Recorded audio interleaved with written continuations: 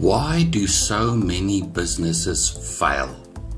Why is it that hardworking, creative, intelligent people fail at entrepreneurship? You can have a great business plan and even execute your plan effectively, but still fail in business. A business plan does not guarantee success. In fact, it is my belief that many entrepreneurs fail not because of a lack of planning, but because of the absence of a clear business strategy. In this video, I will explain what a business strategy is and what you need to do to start the process of developing a coherent business strategy. Let's say your plan is to bake cakes to sell to coffee shops in your area. You decide to bake strawberry cheesecake. You follow a recipe. First, you mix all the ingredients.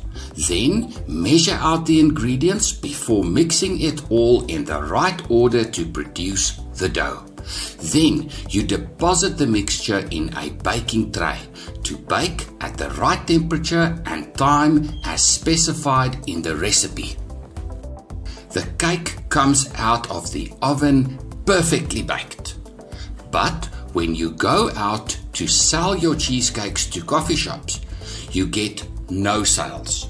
You are told that very few customers like strawberry cheesecake.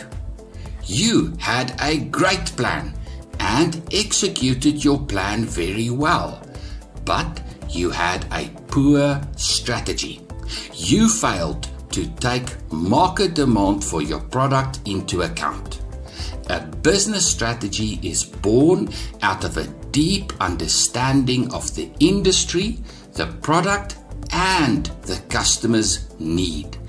Before you worry about a business plan, you must devise a business strategy.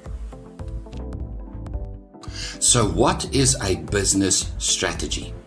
Michael Porter defines strategy as a competitive position, deliberately choosing a different set of activities to deliver a unique mix of value. The essence of strategy is choosing what not to do. A strategy is a set of decisions a business owner makes about the direction the business must take to compete. A business competes by creating value.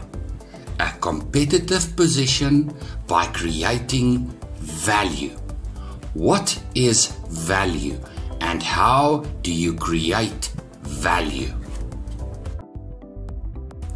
Consider the value stick and value-based pricing model developed by the Harvard Business School. Value is created in three parts: customer value, shareholder value, and value for suppliers.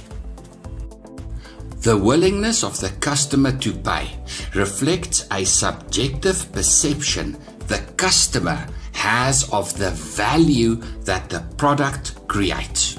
The value lies in the perceived surplus between the product price, the money the customer must forego, and the benefits the customer derives from the product. It all revolves around the customer's priorities. Value-based pricing is a means of price setting wherein a company primarily relies on its customers' perceived value of the product being sold, also known as the customer's willingness to pay, to determine the price the business charges for its product. The value stick comprises four components: willingness to pay, price, cost, and willingness to sell. Where on the stick each of these points falls determines how a sales value is split between a firm with its shareholders, its customers, and its suppliers. Understanding the relationship between the supplier, business, and customer, and how each entity gains value from your product is an important exercise during strategy formulation. The question then is, how are you going to create value for your customers, value for your business and its shareholders, and value for your suppliers? Max Euwe, Dutch chess player, mathematician, and author, said, "Strategy requires thought. Tactics require observation." You don't need to figure out how to bake a cake. It requires little thought. You can just download a recipe from Google. But choosing the right type of cake to bake, to meet the needs of customers at the right time, and delivering the product in the right way at the right price, that takes a lot of thinking. That requires strategic thinking. Strategy is a style of thinking, a conscious and deliberate process, an intensive implementation system, the science of ensuring future success. To be a truly successful entrepreneur, you must develop a new mindset, a strategic way of thinking. It is simply not enough to create a good product and a business with efficient processes. You must develop ways of creating value. Value for customers, value for stakeholders, including business owners and employees, and value for your suppliers, treating your suppliers as partners in your business. Without strategy, execution is aimless. Without execution, strategy is useless. Business planning flows from business strategy. Once you have a winning business strategy, you must build a coherent business plan, and then you must implement. In reality, strategy is actually very straightforward. You pick a general direction and implement like hell. No one can develop a business strategy for you.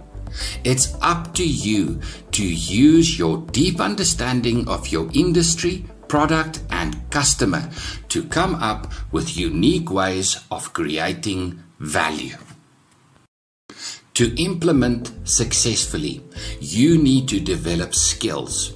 Skills in 5 main areas: product development, marketing, operations, financial control, and finance. Develop your skills. To access a wide variety of content for all things entrepreneurship, visit Constructum Online Learning on YouTube. Thank you for watching, and good luck with your business.